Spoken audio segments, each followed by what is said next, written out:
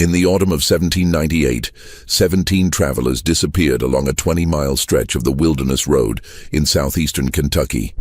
Each vanished without a trace, leaving behind only abandoned horses and scattered belongings that told no story of their fate. What makes these disappearances truly chilling isn't just their number, but the fact that local authorities deliberately buried every record of the investigation that followed. For over 2 centuries, the truth about the Hardin family farm remained hidden in sealed court documents, until a county clerk's discovery in 1987 revealed the most disturbing case of organized murder in early American frontier history. The documents describe a killing operation so methodical, so perfectly disguised as Christian charity, that it operated for 8 years without detection.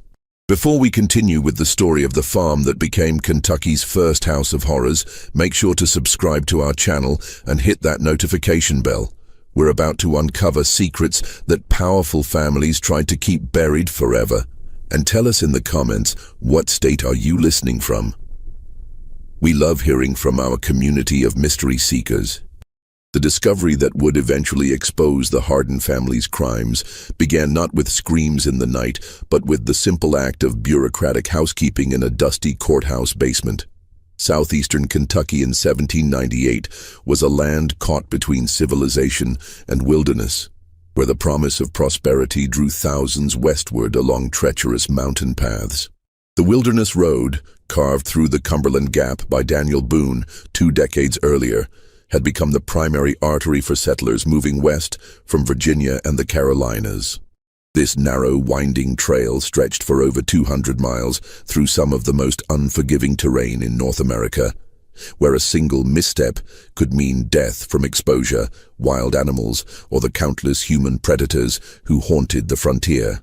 Along this treacherous path, dozens of small communities had sprouted like wildflowers after rain, each one a beacon of hope for families seeking new beginnings in the untamed frontier.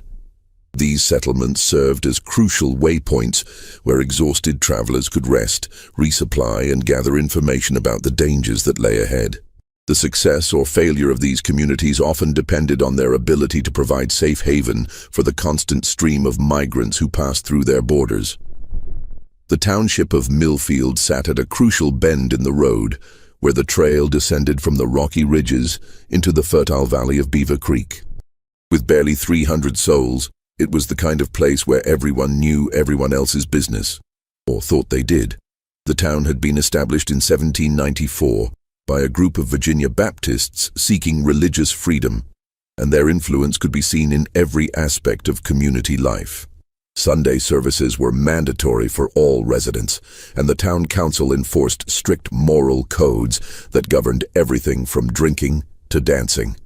The settlement centered around Hendrick's General Store, a weathered log building that served as both trading post and informal courthouse. Jeremiah Hendricks, a gruff former militiaman who had fought Indians alongside Daniel Boone himself, ran the establishment with an iron fist and a keen eye for profit. His store stocked everything a traveler might need: gunpowder, salt, whiskey, blankets, and the latest news from the civilized world beyond the mountains. Nearby stood the Cumberland Inn, a 2-story structure that represented the height of frontier luxury. Martha Crane, the widow who operated the inn, had arrived from Philadelphia 5 years earlier with enough money to build the finest accommodations between Lexington and the Virginia border. Travelers could find a hot meal and a clean bed for 2 bits a night, along with the kind of civilized conversation that reminded them of the world they had left behind. The town's spiritual center was the New Jerusalem Baptist Church, a modest log building that could hold the entire population during Sunday services. Reverend Ephraim Cole, a Harvard-educated minister who had abandoned a comfortable Boston pastorate for frontier missions, delivered sermons that blended traditional theology with practical advice for survival in an unforgiving land. His presence gave Millfield a sense of legitimacy that attracted settlers who might otherwise have passed through without stopping.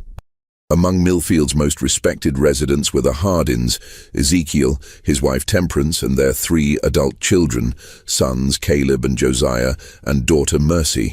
The family had arrived in the spring of 1791, claiming to be refugees from brutal Indian raids that had devastated their previous home in eastern Virginia.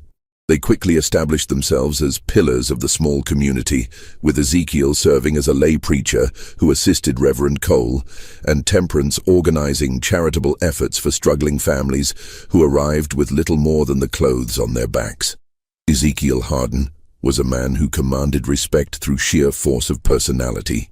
Standing well over 6 feet tall with the broad shoulders of a lifetime laborer, he possessed the kind of physical presence that made other men step aside when he entered a room. His deep voice could fill the church without effort, delivering sermons that moved listeners to tears with their passionate descriptions of divine love and terrible warnings about eternal judgment. Those who heard him preach often remarked that he seemed to speak with the authority of someone who had personally witnessed both heaven and hell. Temperance Hardin was equally impressive in her own way. A small, delicate woman with prematurely grey hair and hands that never seemed to rest, she had quickly become the community's unofficial physician. Her knowledge of healing herbs was encyclopedic, and she could treat everything from broken bones to difficult births with a skill that seemed almost supernatural. More than one family owed their lives to her midnight visits during times of crisis, and her reputation for medical miracles had spread throughout the county. Their children appeared to be perfect examples of frontier virtue. Caleb, the elder son at 26, possessed his father's imposing physical presence and his mother's gentle demeanor.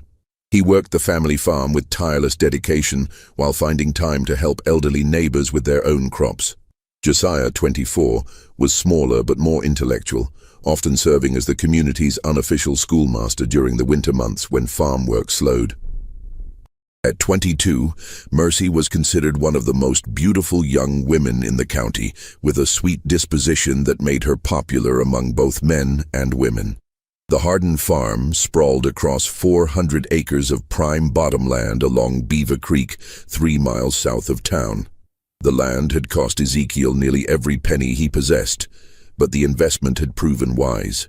The rich soil produced abundant crops of corn and tobacco, while the creek provided water for livestock and power for a small grist mill that served the surrounding area. Visitors often remarked on the farm's unusual prosperity, noting that the Hardins seemed to have more material wealth than could be explained by farming alone. Ezekiel had built his homestead with careful attention to both comfort and security. The main house was a 2-story log structure with stone chimneys and glass windows, an almost unheard-of luxury on the frontier. The rooms were furnished with pieces that seemed far too fine for a simple farming family. Carved chairs, imported china, silver candlesticks, and books that suggested education and refinement. A massive barn could shelter 50 horses, while a network of outbuildings included a smokehouse, dairy, blacksmith shop, and what Ezekiel described as the largest root cellar in the county. What made the Hardins particularly valuable to the community was their willingness to help travelers in distress. The frontier was unforgiving to those who traveled alone or unprepared, and barely a week passed without someone arriving at the farm seeking assistance. More than once, Ezekiel had ridden out in dangerous weather to assist a broken wagon or injured horse, often inviting stranded families to shelter at his farm until repairs could be made. Such hospitality was considered a Christian duty on the frontier, but the Hardins took it to extraordinary lengths. Temperance was particularly known for her willingness to treat injured or sick travelers, regardless of their ability to pay. Her medical skills had saved countless lives, and many families continued their journeys only because of her intervention. She maintained a well-stocked infirmary in one of the outbuildings, complete with surgical instruments and medications that most frontier doctors could only dream of possessing. The family's reputation for hospitality had grown so strong that by 1798, it was common for travelers to specifically seek out the Hardin farm when planning their journey. Local guides regularly directed parties toward Beaver Creek, assuring them that the Hardins would provide fair prices for supplies and safe shelter for the night. The family's guest book, which Mercy maintained with careful attention to detail, recorded hundreds of visitors over the years, merchants, ministers, families, and solitary adventurers who had found refuge at the prosperous farm. But in the harsh reality of frontier life, where death lurked behind every tree and trust could be fatal, appearances could be more than deceiving. They could be deadly. The first sign that something was terribly wrong came on October 13, 1798, when a merchant named Samuel Fletcher failed to arrive in Lexington as scheduled. Fletcher was no ordinary traveler. He was one of the most experienced and reliable merchants on the Wilderness Road, a man whose punctuality had made him wealthy in a world where timing could mean the difference between profit and devastating loss. For 12 years he had made the dangerous journey between Virginia and Kentucky 4 times annually, carrying manufactured goods west and raw materials east. Fletcher's business partner, Thomas Greeley, had worked with the merchant long enough to know his habits intimately. Fletcher never deviated from his planned schedule without sending word, and he never took unnecessary risks that might jeopardize his valuable cargo. When Greeley received no word after 5 days, 2 days beyond Fletcher's promised arrival, he knew something catastrophic had occurred. Greeley's search began at dawn on October 18th, following Fletcher's known route backward from Lexington. He questioned innkeepers, merchants, and farmers along the way, each of whom confirmed that Fletcher had passed through on schedule. The trail remained clear until Greeley reached the vicinity of Millfield, where Fletcher seemed to have simply vanished from existence. The discovery of Fletcher's horse came at noon on the second day of searching. The distinctive bay mare was found grazing loose near Miller's Creek, still wearing its saddle but showing no signs of injury or distress. The animal appeared well fed and cared for, as if it had been deliberately released rather than abandoned in panic. Most puzzling of all, the horse's bridle had been removed and hung carefully on a nearby tree branch, an act that suggested human intervention rather than accident. Fletcher's saddlebags remained intact, containing his trading goods and a leather pouch with nearly $50 in silver coins, a fortune that represented months of dangerous work. The money's presence ruled out simple robbery, the most common explanation for frontier disappearances. Even more disturbing, Fletcher's personal effects were scattered in a deliberate line, leading away from the road toward the interior woodlands, as if he had been forced to drop them one by one while being dragged from his horse. The local constable, Jacob Winters, was a man uniquely qualified to investigate such mysteries. A former Continental Army sergeant who had served under Anthony Wayne in the Ohio campaigns, Winters possessed both the investigative skills and the stomach for violence that frontier law enforcement required. He had seen enough death and deception to know that the most obvious explanations were often the most wrong, and Fletcher's disappearance struck him as anything but ordinary.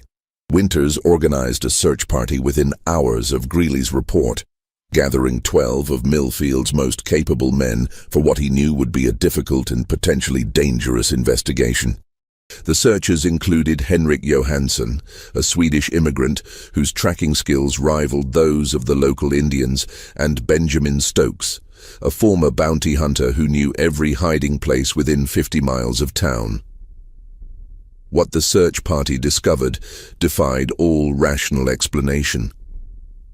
Fletcher's trail led clearly toward the Hardin farm, marked by torn fabric, caught on thorns, and occasional drops of what appeared to be blood.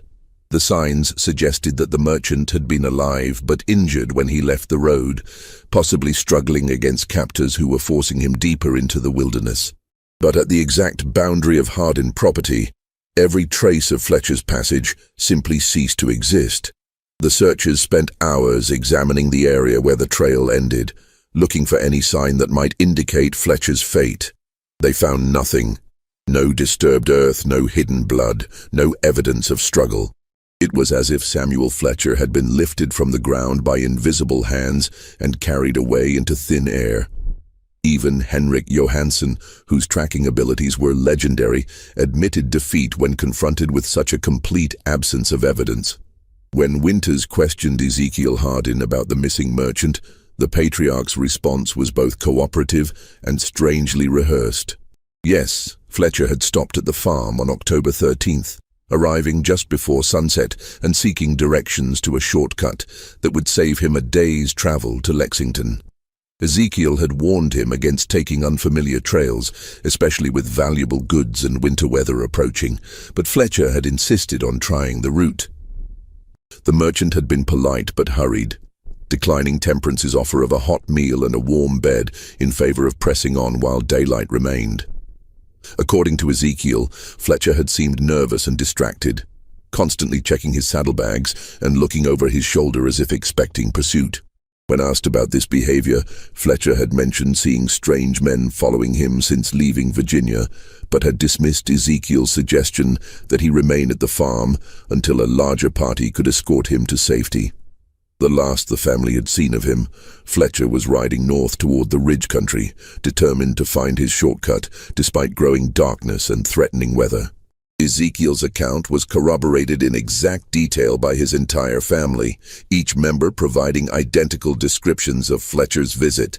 They remembered his urgency, his dismissal of their warnings, even his precise words when declining their hospitality. Temperance recalled that the merchant had complained of stomach problems and had accepted a small bottle of her herbal medicine before departing. Caleb had offered to escort Fletcher to the ridge trail, but the merchant had refused, claiming that his business was too urgent for delays. Their consistency should have been reassuring to Constable Winters. Instead, it struck him as unnaturally perfect, like a story that had been carefully rehearsed and practiced until every detail was fixed in memory. Real witnesses, in Winters' experience, always contradicted each other on minor points while agreeing on major ones. The Hardins' account was too polished, too complete, too free of the small inconsistencies that marked genuine testimony. The constable's suspicions deepened when he noticed significant changes in the farm's layout since his last visit several months earlier. A new smokehouse had been built near the main barn, unusually large for a family operation, and constructed with thick stone walls that seemed designed for more than food preservation. Fresh earth surrounded several outbuildings, as if extensive digging projects had recently taken place. Most peculiar of all, the family's root cellar appeared to have been substantially enlarged, with new timber supports visible around an entrance that now seemed large enough to accommodate a wagon. When Winters asked about these improvements, Ezekiel explained that the family had enjoyed an exceptionally profitable harvest and had decided to invest in better facilities for storing and processing their crops. The enlarged root cellar was necessary for the increased volume of vegetables and preserved foods they planned to sell in Lexington, while the new smokehouse would allow them to cure meat for both family use and commercial sale. The explanations were reasonable and well delivered, but something in Ezekiel's manner suggested he was choosing his words with unusual care. Most disturbing of all, the family's usual warmth seemed forced during Winters' visit, their famous hospitality carrying an undercurrent of nervous energy that the constable couldn't ignore. Temperance's hands shook slightly as she served coffee, and Mercy kept glancing toward her father, as if seeking approval for every word she spoke.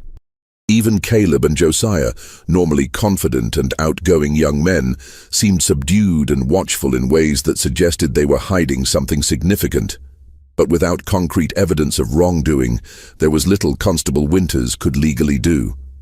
Fletcher's case was officially recorded as a probable highway robbery or Indian attack, his name added to the growing list of frontier casualties that marked the price of westward expansion. The merchant's horse was sold at auction to cover his outstanding debts, and within a month, Samuel Fletcher existed only in the memories of those who had known him. Yet Fletcher's disappearance would prove to be just the beginning of a pattern that would terrorize the Wilderness Road for the next 8 months, transforming a prosperous farming community into a place where travelers whispered warnings and parents kept their children close to home after dark.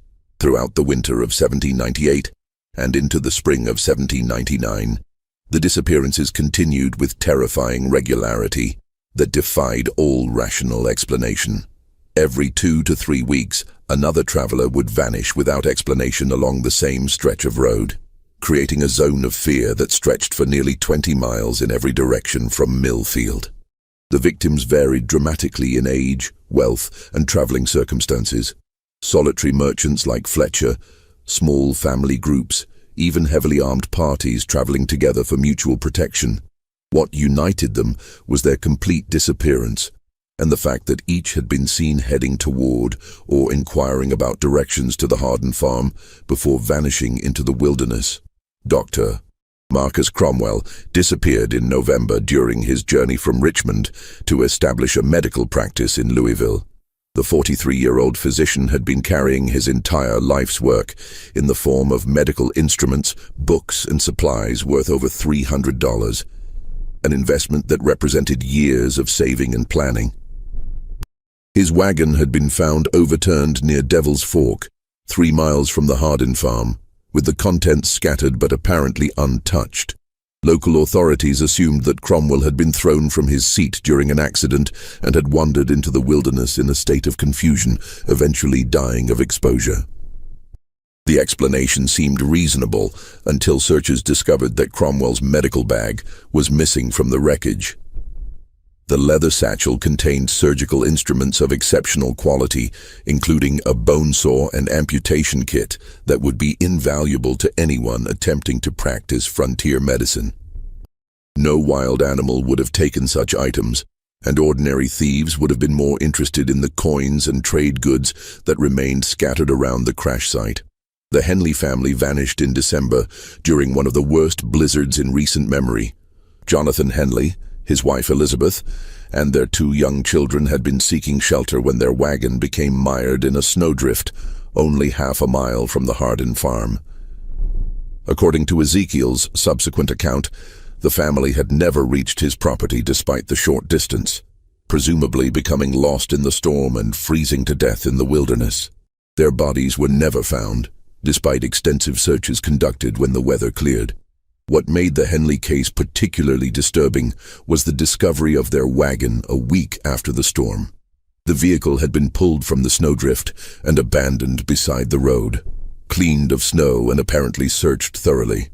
The family's clothing and personal belongings were gone, but their food supplies and tools remained untouched. Most puzzling of all, tracks around the wagon suggested that multiple people had worked together to free it from the drift, an act that would have required considerable time and effort in dangerous weather. January brought the disappearance of Reverend Nathan Cross, a circuit preacher carrying donations for a new church in Frankfort. Cross was known throughout the region for his powerful sermons and his fearless travels through even the most dangerous areas of the frontier. The 50-year-old minister had survived Indian attacks, bandits, and countless natural hazards during 15 years of preaching, making his disappearance particularly shocking to communities that had come to view him as indestructible. Cross's horse was found 3 days after his disappearance, still carrying saddlebags that contained nearly $200 in church donations. The money's presence ruled out robbery as a motive, but raised disturbing questions about what kind of threat could have overcome such an experienced and resourceful man. Local authorities eventually concluded that Cross had suffered a heart attack or stroke while traveling, falling from his horse and dying somewhere in the vast wilderness that surrounded the Wilderness Road. Each disappearance followed the same inexplicable pattern. Abandoned horses found grazing loose or tied to trees, scattered personal belongings suggesting sudden violence or struggle, and trails that led inevitably toward Harden property before vanishing completely. Yet whenever questioned by increasingly suspicious authorities, the Harden family presented plausible explanations that were impossible to disprove. They had seen some of the travelers, yes, but only briefly and usually from a distance. Each victim had been warned about various dangers, bad weather, difficult terrain, reports of bandit activity, but had chosen to continue their journey despite the family's concerned advice. In several cases, the Hardens had offered food, shelter, or escort services that had been politely declined by travelers who seemed determined to maintain their schedules regardless of risk. Constable Winters found himself trapped in an impossible situation that grew more frustrating with each new disappearance. The Hardens were among the most respected families in the county, their reputation for charity and Christian virtue unquestioned by everyone except him. Ezekiel's sermons continued to draw crowds from surrounding townships, his passionate delivery and biblical knowledge impressing even educated ministers like Reverend Cole. Temperance's medical skills had saved dozens of lives during the previous summer's fever outbreak, earning her a reputation that bordered on sainthood among grateful families. To accuse such pillars of the community without ironclad proof would be professional suicide and social ostracism. Winters had seen what happened to lawmen who made accusations they couldn't prove. They found themselves friendless, unemployed, and sometimes facing charges of their own. The frontier operated on a complex web of personal relationships and mutual obligations, and attacking the wrong family could destroy a man's life more effectively than any legal proceeding. Moreover, the family's explanations, while consistently convenient, were entirely believable within the context of frontier life. The Wilderness Road was genuinely dangerous, plagued by bandits, hostile Indians, severe weather, and the countless natural hazards that claimed lives regularly. Dozens of travelers disappeared each year under circumstances far less mysterious than those surrounding the Hardin farm. What made this cluster of vanishings different was purely statistical. Too many people, too close together, all last seen in the same general area. But statistics meant little in a world where evidence was everything, and evidence seemed to evaporate like morning mist whenever investigators approached the Hardin property. The family welcomed searches of their buildings and grounds, answered questions with apparent openness, and even provided volunteers for search parties that combed the surrounding wilderness for signs of the missing travelers. Their cooperation was so complete and enthusiastic that it felt almost like mockery to the increasingly frustrated constable. The first crack in the family's carefully maintained facade came from an unexpected source. 9-year-old Timothy Vaughan, whose family lived on a small homestead 2 miles east of the Hardin farm. Timothy was known throughout the community as an imaginative child who loved to explore the woods around his family's property, often returning home with elaborate stories about the wildlife and natural wonders he had discovered during his adventures. In March 1799, young Timothy approached Constable Winters with a story that initially seemed like another product of childish imagination. The boy claimed he had been exploring the woods near Beaver Creek when he heard screaming coming from the direction of the Hardin farm. But these weren't the kind of screams that came from accidents, arguments, or even childbirth. They were the sustained, desperate cries of someone in mortal terror, rising and falling in patterns that suggested both physical pain and psychological torment. According to Timothy, he had heard such sounds at least 5 times over the winter, always during the darkest hours of night when decent folk should be asleep. The screaming would continue for what seemed like hours, sometimes accompanied by other sounds that the boy couldn't identify: rhythmic hammering, the creak of pulleys or ropes, and occasionally what sounded like multiple voices chanting in unison. The sounds always ended abruptly, followed by a silence so complete that Timothy wondered if he had imagined the entire episode. When Winters questioned the boy's parents, they admitted to hearing strange sounds themselves, but had dismissed them as natural phenomena common to frontier life. Animal calls distorted by wind and distance perhaps, or the sounds of nocturnal predators hunting in the wilderness. After all, the Hardins were good Christian folk who had never given anyone cause for suspicion. What possible explanation could there be for screaming in the night coming from such a respectable household? Timothy's account might have been dismissed as childhood imagination or misinterpreted natural sounds, except for one detail that gave Constable Winters considerable pause. When pressed for specifics, the boy could accurately describe the approximate dates when he had heard the screaming, and each corresponded exactly with the estimated time of a traveler's disappearance. The correlation was too precise to be coincidental, too consistent to be explained by chance. Armed with Timothy Vaughan's disturbing testimony, Constable Winters began to build a case against the Hardin family with the methodical patience of a man who understood that accusations against such prominent citizens would require absolutely unassailable proof. He started by quietly interviewing other neighbors who lived within hearing distance of the farm, asking carefully worded questions that wouldn't reveal his growing suspicions or alert the Hardins to his investigation. What emerged from these discreet inquiries was a disturbing pattern of small inconsistencies and unexplained phenomena that had been overlooked, dismissed, or rationalized away by people who trusted the family's reputation more than their own observations. Each piece of evidence was minor when considered individually, but together they painted a picture that made Winters' blood run cold.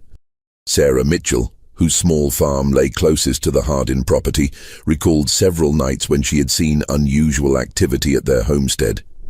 Lanterns moving between buildings at hours when decent folk should be sleeping, the sounds of digging and heavy construction that seemed to continue until dawn. When she had mentioned these observations to Temperance Hardin after church services, the woman had offered a reasonable explanation. The family was working on extensive improvements to their root cellar and other storage facilities, and they preferred to do such labor during cool night hours rather than waste precious daylight that could be spent tending crops. The explanation had satisfied Sarah at the time, but in retrospect she realized that the nighttime construction had continued for months longer than any reasonable building project would require. Moreover, she had never seen evidence of the massive amounts of excavated earth that such extensive digging should have produced. When pressed by Winters for more details, Sarah admitted that the sounds had often been accompanied by what seemed like muffled voices, and occasionally what might have been cries of pain or distress. Old Henrik Johansson, whose farm bordered the Hardin property to the north, reported findings that were even more troubling.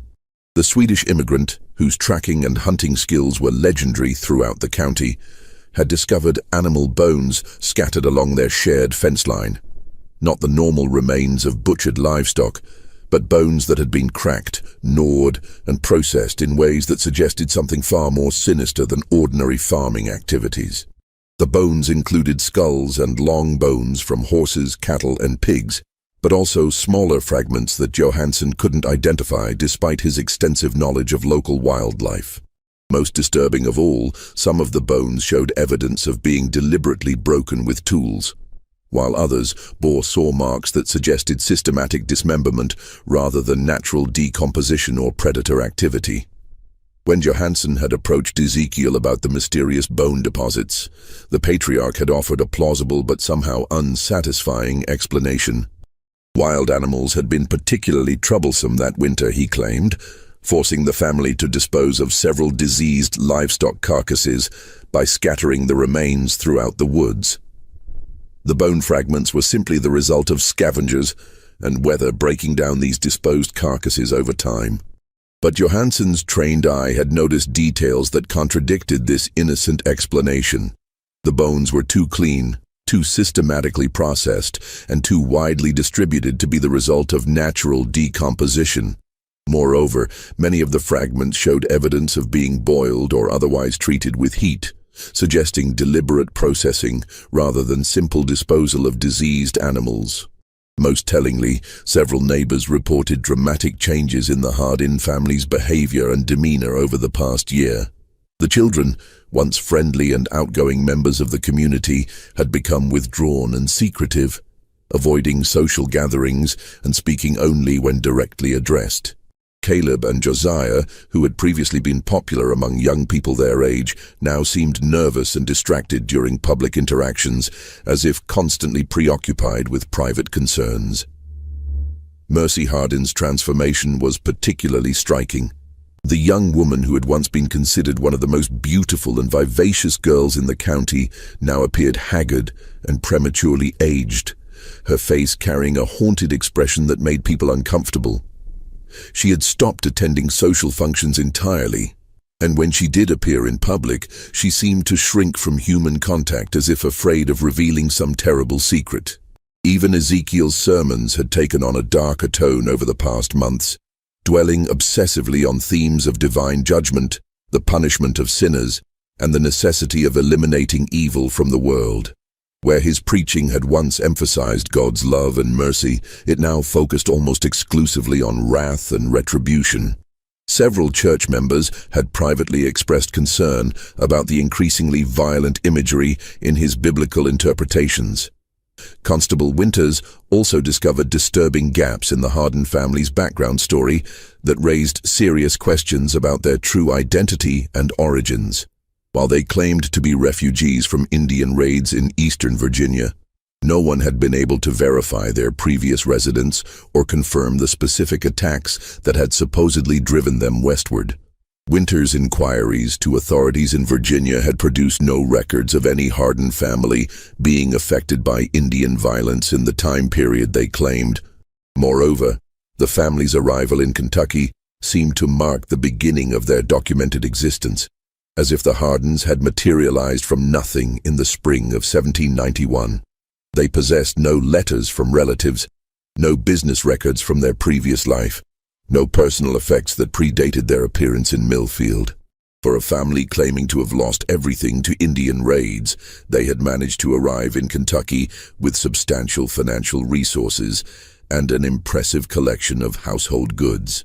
The constable's investigation received an unexpected and alarming boost in April 1799, when a traveling peddler named Isaac Brewster arrived in Millfield with information that transformed suspicion into near certainty.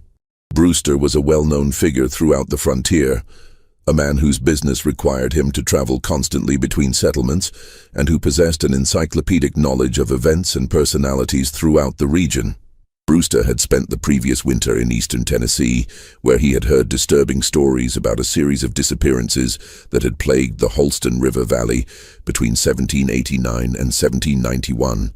According to local accounts, at least 15 travelers had vanished along a remote stretch of road near a prosperous farm operated by a family named Harper. Zachariah Harper, his wife Prudence, and their 3 adult children.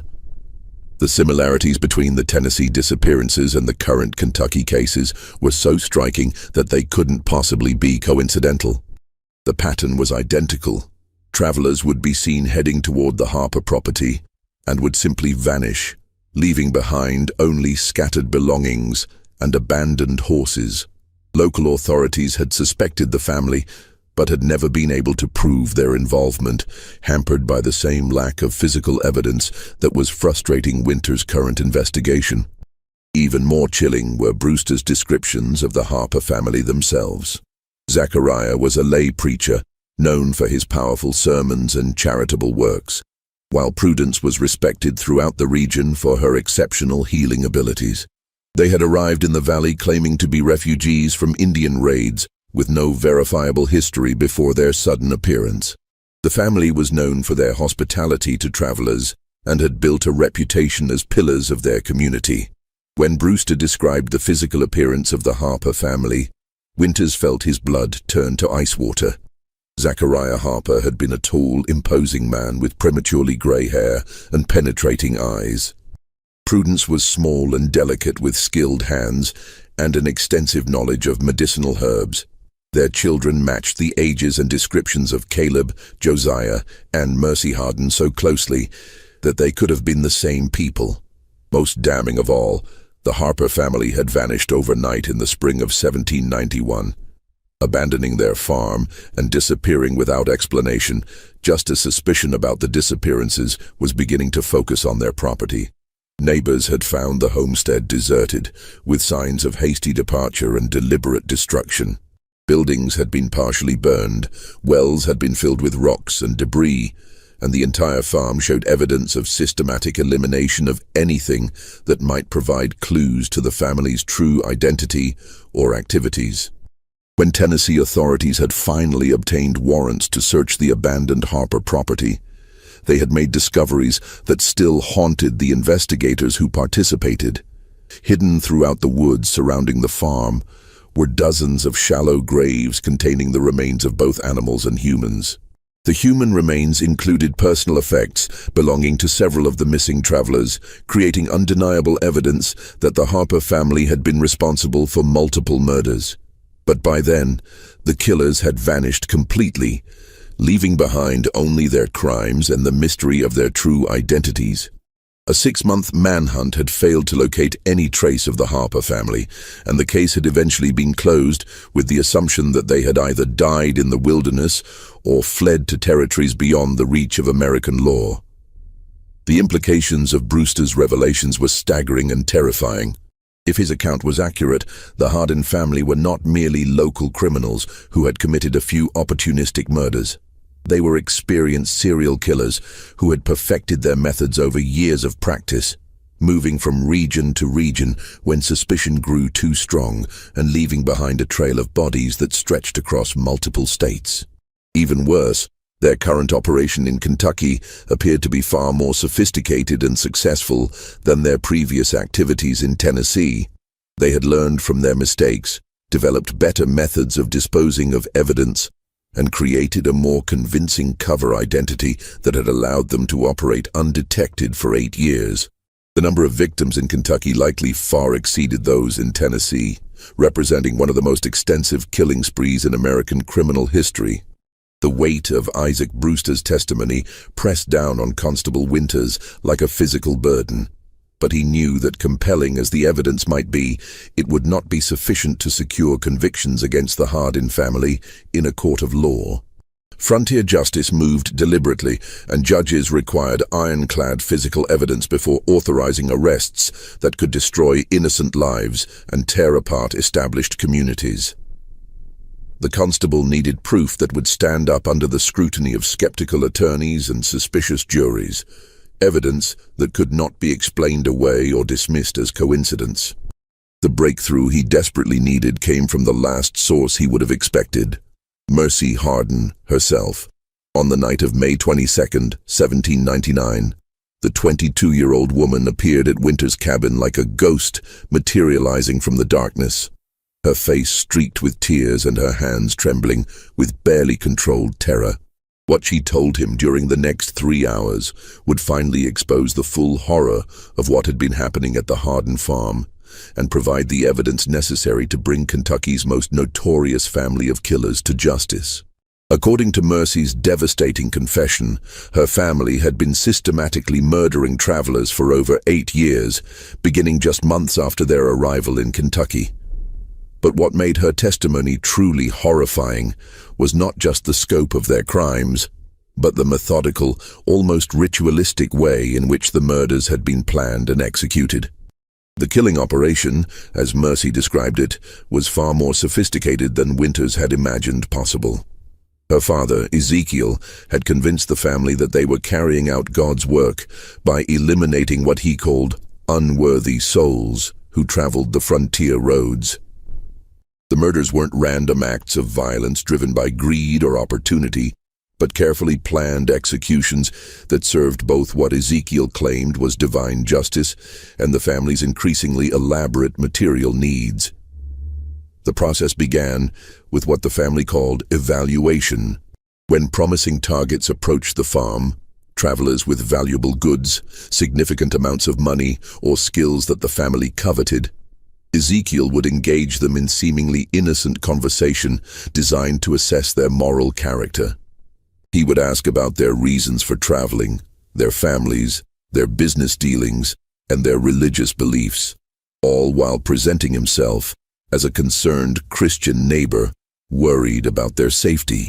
Based on these conversations, Ezekiel would determine whether each traveler deserved what he called judgment. The wealthy were automatically guilty of greed and materialism. Educated individuals were condemned for pride and intellectual arrogance. Families traveling with young children were accused of recklessly endangering innocent lives. Even ministers and missionaries could be found guilty of false piety or doctrinal errors that marked them as heretics deserving death. Once Ezekiel had pronounced his secret verdict, the family would spring into action with the precision of a military operation. They would invite the condemned travelers to stay the night, citing concerns for their safety on dangerous roads or offering assistance with repairs to wagons or equipment. The family's reputation for hospitality made such invitations almost impossible to refuse, especially during bad weather or when travelers were genuinely in need of help. The doomed visitors would be welcomed into the main house and treated to what appeared to be genuine frontier hospitality. Temperance would prepare elaborate meals, showcasing her cooking skills, while the children would entertain guests with music, conversation, and displays of their education and refinement. The evening would conclude with family prayers led by Ezekiel, whose powerful voice and biblical knowledge impressed even skeptical visitors. But the final course of every meal contained a carefully prepared mixture of herbs that Temperance had perfected over years of experimentation. The drug cocktail was virtually undetectable when mixed with strong coffee or whiskey, producing effects that mimicked natural exhaustion after a long day of travel. Victims would gradually become drowsy and disoriented, accepting the family's suggestion that they retire early to recover their strength for the next day's journey. The drugged travelers would awaken to find themselves bound and helpless in the farm's underground chambers, a complex network of rooms and tunnels that had been excavated far beyond what any normal root cellar would require. According to Mercy's terrified description, the subterranean complex stretched for nearly 200 yards from the main house, with multiple levels connected by stone steps and wooden ladders. The largest chamber served as what Ezekiel called his courtroom, a grotesque parody of legal proceedings complete with a makeshift judge's bench carved from limestone, iron shackles set into the stone walls, and religious symbols that had been perverted into instruments of terror. Here, Ezekiel would preside over formal trials that determined each captive's final fate, presenting evidence of their supposed sins and delivering verdicts that were predetermined before the proceedings even began. But the trials were not merely sadistic theater, they served a practical purpose in the family's twisted psychology. By framing the murders as acts of divine justice rather than simple crimes, Ezekiel had created a belief system that allowed his family to commit atrocities while maintaining their self-image as righteous Christians. Each killing became a religious duty, each victim a sacrifice offered to purify the frontier of unworthy souls. The sentences handed down in Ezekiel's underground courtroom varied according to his assessment of each victim's sins and the family's current needs. Some prisoners were kept alive for weeks or even months, forced to use their skills for the family's benefit before being executed. Dr. Cromwell, the physician who had disappeared in November, had been compelled to train Temperance in advanced surgical techniques before his death. Reverend Cross had been forced to write sermons that Ezekiel later delivered as his own, enhancing his reputation as a biblical scholar. Others faced immediate execution, usually by methods that Ezekiel claimed were biblically sanctioned. Hanging was reserved for thieves and bandits, while drowning in the underground cisterns was the fate of those guilty of pride or blasphemy. The most elaborate executions were saved for those whom Ezekiel judged to be the most wicked, a category that included wealthy merchants, government officials, and anyone who had shown skepticism about frontier religion. Just when we thought we'd seen it all, the horror in Kentucky intensifies. If this story is giving you chills, share this video with a friend who loves dark mysteries, hit that like button to support our content, and don't forget to subscribe to never miss stories like this. Let's discover together what happens next. Mercy's testimony revealed the systematic nature of the family's crimes in terrifying detail. Each member had been assigned specific roles in both the murders and the elaborate cover-up that followed. Caleb and Josiah served as the muscle of the operation, responsible for capturing victims, maintaining the underground complex, and disposing of bodies through a limestone cave system that connected to the deepest parts of the excavated chambers. Their size and strength made them ideal for the physical demands of moving unconscious prisoners and heavy loads of earth and stone. Mercy herself had been forced to serve as the family's record keeper, maintaining detailed ledgers that documented every victim's identity, possessions, and method of disposal. Her careful handwriting filled dozens of notebooks with information that read like a merchant's inventory, except that the goods being catalogued were human lives and the transactions were murders.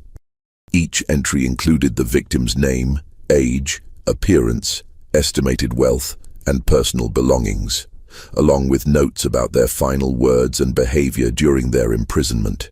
Temperance's role was perhaps the most crucial to the operation's success.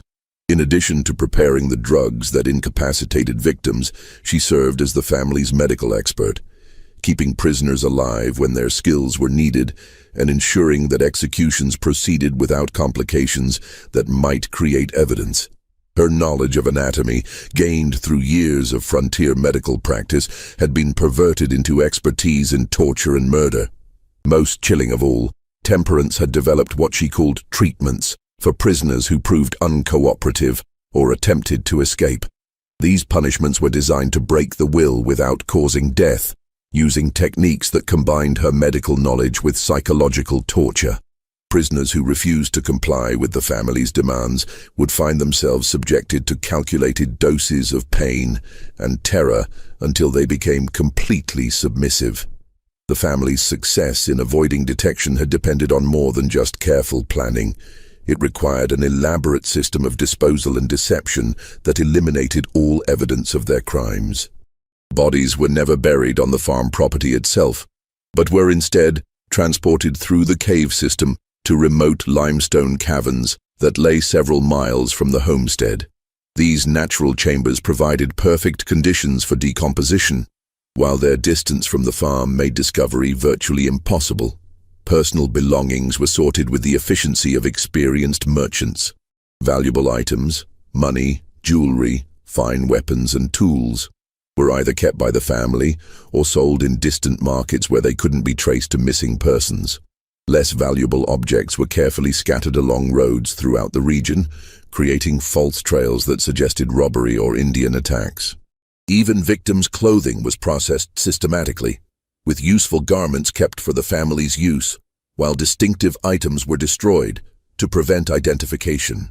The horses presented a particular challenge, since they were both valuable and easily recognized by people familiar with the victims. The family had developed relationships with unscrupulous horse traders in distant counties who asked no questions about the animals' origins. By selling the horses far from where their owners had disappeared, the Hardins created additional false trails that further confused investigations. But perhaps the most ingenious aspect of their deception was the way they used their charitable activities to deflect suspicion. Every act of kindness, every medical treatment provided by Temperance, every sermon delivered by Ezekiel served dual purposes. They genuinely helped the community while creating a reputation that made the family virtually above suspicion. Who would believe that people who saved lives during epidemics could be responsible for systematic murder? The family had even developed contingency plans for different types of investigations. If authorities became too suspicious, they would temporarily cease their killing activities while increasing their charitable works to reinforce their reputation. They had identified several escape routes that would allow them to abandon the farm quickly if discovery seemed imminent, just as they had done when leaving Tennessee years earlier.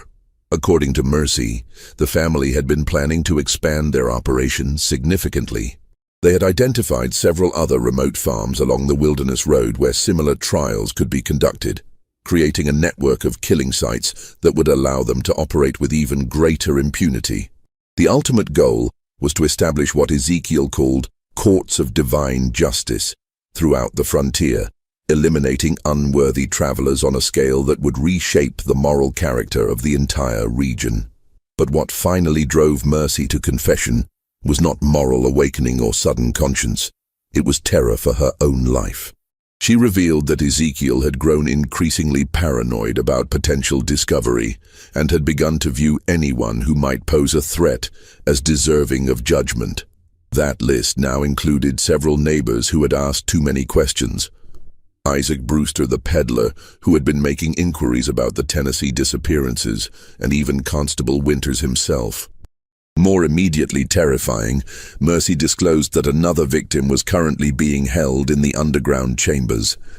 A traveling surveyor named William Patterson, who had been captured 3 days earlier and was scheduled for trial the following night. But Patterson was not the only prisoner in the family's custody. Unknown to the outside world, they were also holding 2 other captives. a young woman named Rebecca Foster who had been missing for over a week, and an elderly man identified as Luther Grimsby, a traveling preacher who had disappeared the previous month. The revelation that multiple victims were being held simultaneously showed how confident the family had become in their methods and how dramatically they had escalated their activities. What had begun as opportunistic murders of isolated travelers had evolved into something approaching an industrial killing operation, with prisoners being held, sorted, and executed according to an elaborate schedule that treated human life as raw material for the family's twisted purposes. Winters realized that time had run out for careful investigation and legal procedures. If Mercy's information was accurate, innocent people were going to die within hours unless immediate action was taken. But he also knew that a direct confrontation with the Hardin family would be extraordinarily dangerous. They were armed, prepared for resistance, and operating from a fortified position that they had spent years perfecting for exactly this type of situation. Constable Winters faced the most difficult decision of his law enforcement career, knowing that every choice carried deadly consequences. He could attempt to arrest the Hardin family single-handed, risking not only his own life, but potentially alerting them to escape before their current victims could be rescued. Alternatively, he could ride to Lexington for reinforcements, almost certainly condemning Patterson, Foster, and Grimsby to death, while giving the Hardins time to destroy evidence and flee to another territory where they could resume their killing spree. The choice became easier when Winters realized he wouldn't have to act alone. Henrik Johansson, the Swedish farmer whose suspicions had been growing for months, volunteered immediately when approached for assistance. The immigrant's military experience in the Swedish army and his intimate knowledge of the local terrain made him an invaluable ally for what would essentially be a combat operation. Isaac Brewster also volunteered his services, driven by guilt over his failure to expose the Harper family's crimes in Tennessee years earlier. The peddler's knowledge of the family's previous methods and his experience with frontier violence would be crucial in anticipating their likely responses to attack. Two other men from town, Benjamin Stokes, the former bounty hunter, and Daniel Crawford, a veteran of Indian fighting, completed the hastily assembled rescue party. The plan they developed was necessarily simple, but extremely dangerous. The group would approach the Hardin farm after midnight on May 23rd, using darkness and surprise to overcome the family's defensive advantages. Their primary objective was rescuing the imprisoned victims, with capturing the killers being a secondary consideration. If the Hardins could not be taken alive, the rescuers were prepared to use whatever force necessary to prevent their escape. Mercy provided crucial intelligence about the farm's layout and the family's likely defensive positions. The underground complex had only two entrances, the main access through the enlarged root cellar and a concealed emergency exit that emerged in the woods nearly a quarter-mile from the main house. The family kept weapons cached at both locations, and Ezekiel had drilled his sons in defensive tactics designed to hold off attackers long enough for the family to escape through the cave system. The approach to the farm required crossing nearly a mile of open ground that would leave the rescuers completely exposed if detected. Johansson's tracking skills proved invaluable in identifying a route that used creek beds and tree lines to provide maximum concealment. The group moved with the silence of experienced hunters, each man understanding that discovery would likely mean death for both themselves and the prisoners they were trying to save. What they discovered when they reached the Hardin property exceeded their worst expectations, and confirmed that Mercy's testimony had actually understated the scope of her family's crimes. The farm showed clear evidence of recent excavation work far beyond what any normal agricultural operation would require. Piles of earth and stone were scattered throughout the property, while the smell of lime and decay hung in the air like a physical presence. The main house appeared normal from the outside, with warm light glowing in the windows and smoke rising from the chimneys. But as the rescuers drew closer, they could hear sounds that chilled their blood, muffled voices coming from beneath the ground, occasional screams that were quickly silenced, and the rhythmic sound of metal striking stone that suggested ongoing construction work in the underground chambers. The rescue operation began at precisely 2 a.m., when the raiders believed the family would be least alert and most vulnerable to surprise attack. Winters and Johansson approached the main entrance to the underground complex, while Stokes and Crawford positioned themselves to block the emergency exit. Brewster remained with the horses, ready to provide covering fire if the operation went wrong. The root cellar entrance proved to be far more elaborate than Mercy had described. What appeared from the surface to be a simple storage facility was actually a sophisticated fortification with multiple defensive positions and clear fields of fire. The Hardins had spent years preparing for exactly this type of assault, creating killing zones that would allow a small number of defenders to hold off a much larger attacking force. But the raiders' greatest advantage was complete surprise. The family had grown complacent after years of successful operation, never imagining that their carefully maintained cover could be penetrated by local law enforcement. When Winters and Johansson descended into the underground complex, they found Ezekiel and his sons completely unprepared for resistance, focused instead on the grisly business of preparing their current victims for execution. The rescue of the prisoners was both easier and more horrifying than the raiders had anticipated. They found William Patterson chained in a stone cell barely large enough for a man to stand upright, weak from days without adequate food, but alive and coherent. Rebecca Foster was in worse condition, showing signs of the treatments that Temperance had used to break her resistance. Luther Grimsby was barely conscious, his health broken by weeks of captivity and psychological torture. But the prisoners were not the only occupants of the underground complex. As the raiders penetrated deeper into the cave system, they discovered evidence of the family's crimes that defied human comprehension. The limestone chambers contained a charnel house of human remains spanning nearly a decade of systematic murder.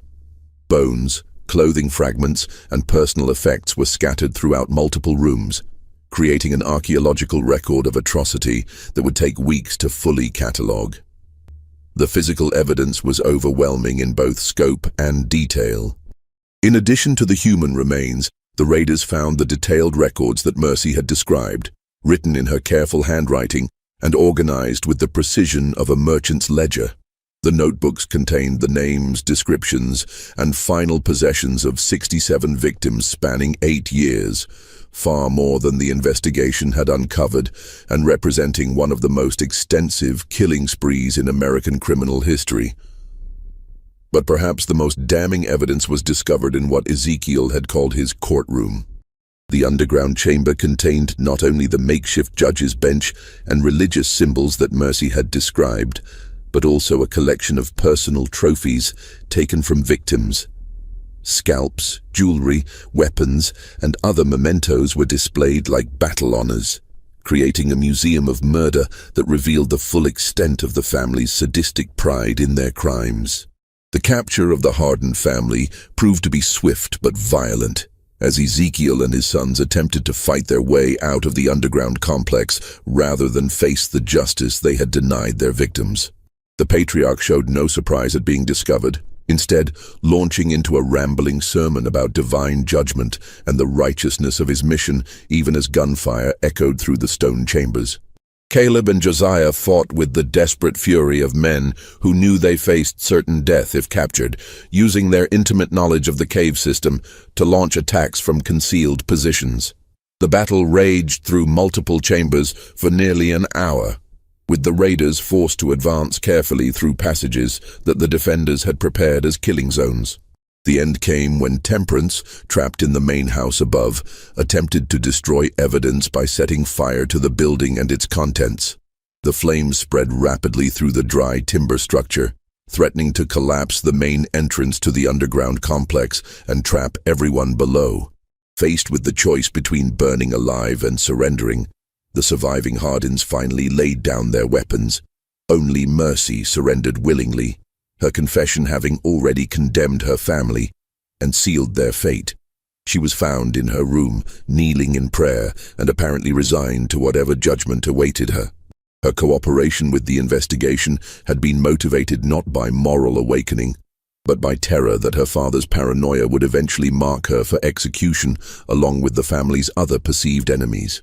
The aftermath of the Hardin family's capture sent shockwaves throughout Kentucky and the broader frontier region, forcing communities to confront the terrifying reality that one of their most respected families had been systematically murdering travelers for nearly a decade. The evidence recovered from the underground complex was so overwhelming and disturbing that local authorities struggled to process the full scope of the crimes. The investigation that followed the raid revealed details that exceeded even the raiders' worst expectations.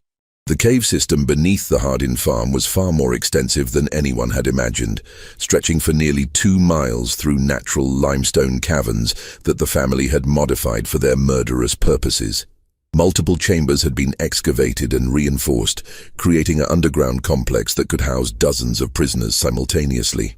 The physical evidence recovered from these chambers painted a picture of systematic murder that spanned not just the 8 years the family had lived in Kentucky, but potentially decades of similar crimes in other territories. In addition to the 67 victims documented in Mercy's careful records, searchers found personal effects and human remains that suggested the true number of murders was significantly higher. Particularly disturbing was the discovery of children's clothing and toys among the recovered evidence, indicating that entire families had been murdered rather than just individual travelers. The Henley family, who had disappeared during the December blizzard, were found to have been held in the underground complex for over a week before being executed. Their children, ages 6 and 8, had been kept alive for several days after their parents' deaths before being killed, and their bodies disposed of in the deepest parts of the cave system. The trial of the Hardin family began in late June 1799 and lasted for nearly a month, drawing spectators from across Kentucky and the surrounding territories. The courthouse in Lexington was packed daily with crowds that included victims' relatives, curious onlookers, and legal experts who recognized the case as unprecedented in American criminal history. The evidence presented was so overwhelming and disturbing that the presiding judge, Honorable Samuel Whitmore, ordered portions of the testimony sealed from public view. Ezekiel Hardin's behavior during the trial shocked even experienced court observers. Rather than showing remorse for his crimes or attempting to minimize his family's responsibility, he used his testimony as an opportunity to deliver extended sermons about divine justice and the righteousness of his mission. He claimed that every murder had been sanctioned by God as part of a holy war against sin and corruption on the frontier. According to Ezekiel's twisted theology, he and his family had been chosen as instruments of divine judgment, tasked with eliminating unworthy souls who posed a threat to the moral order of Christian civilization. The money and goods taken from victims weren't theft, but righteous compensation for their sacred work. The elaborate underground complex wasn't a prison, but a courthouse where God's justice was administered according to biblical principles. His wife and sons maintained their innocence despite overwhelming evidence, insisting they had been coerced into participating by Ezekiel's religious fanaticism and threats of violence. Temperance claimed that her medical knowledge had been used against her will to keep prisoners alive, while Caleb and Josiah testified that their father had convinced them they were fighting a holy war against agents of Satan who threatened their community. These claims were contradicted by extensive evidence showing that all family members had participated willingly and enthusiastically in the murders.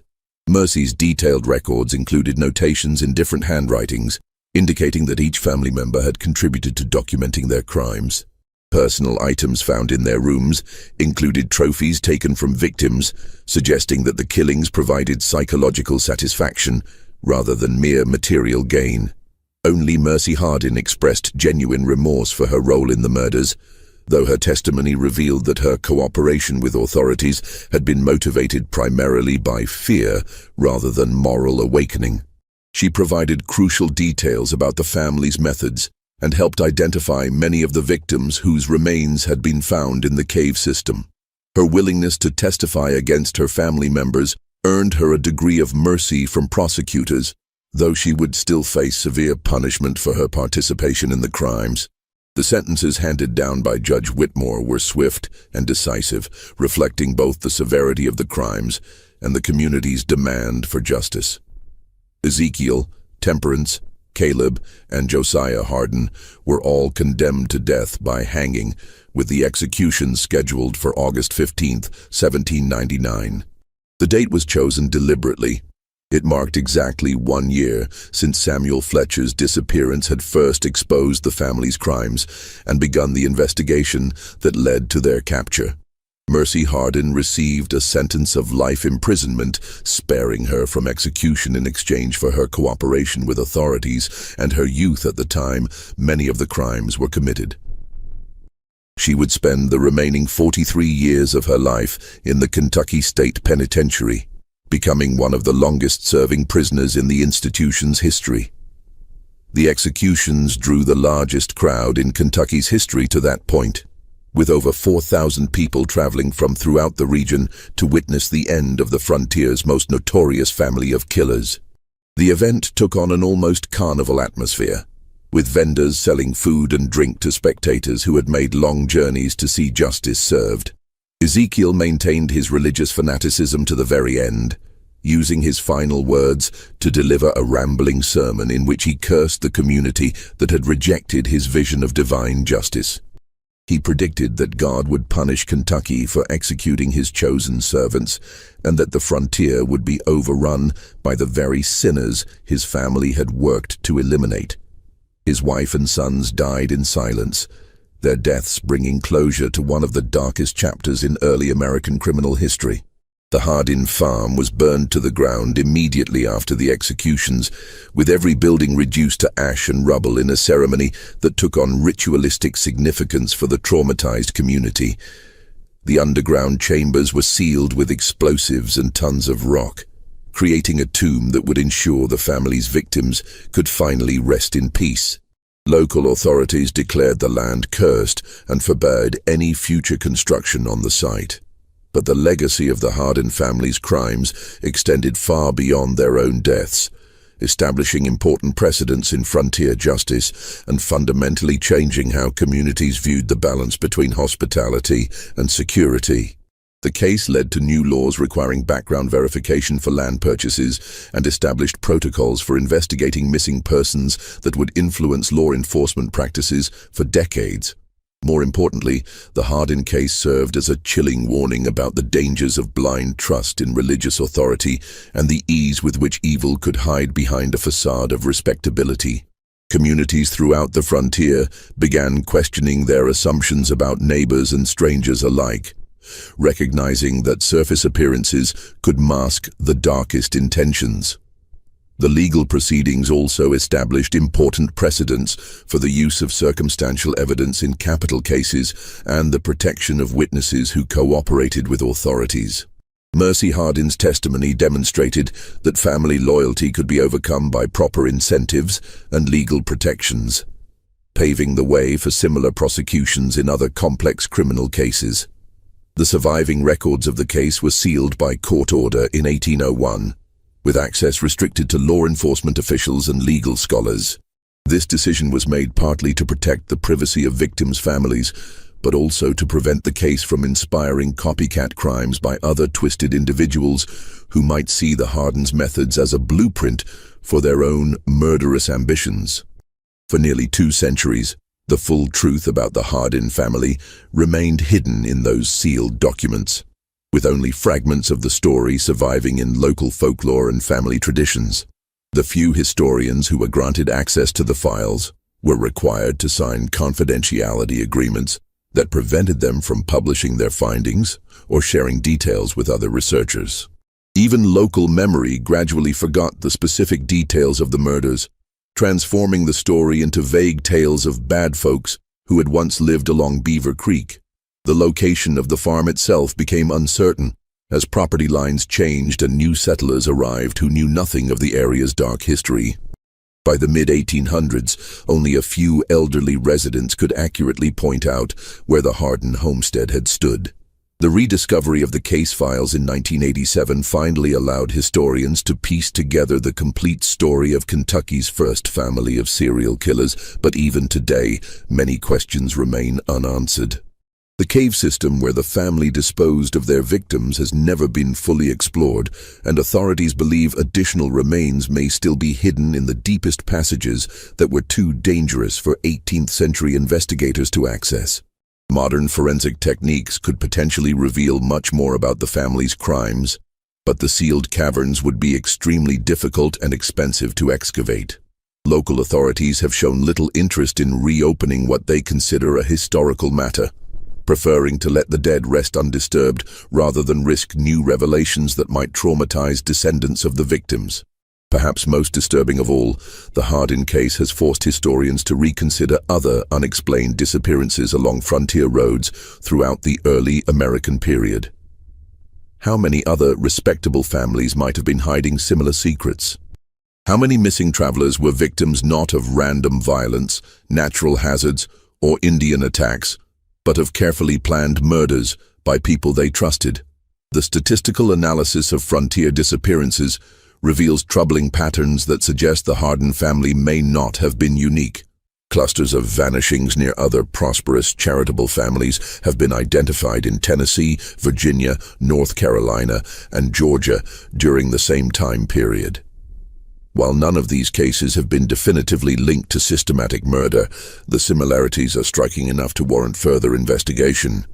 The answers to these questions died with Ezekiel Hardin on that August morning in 1799.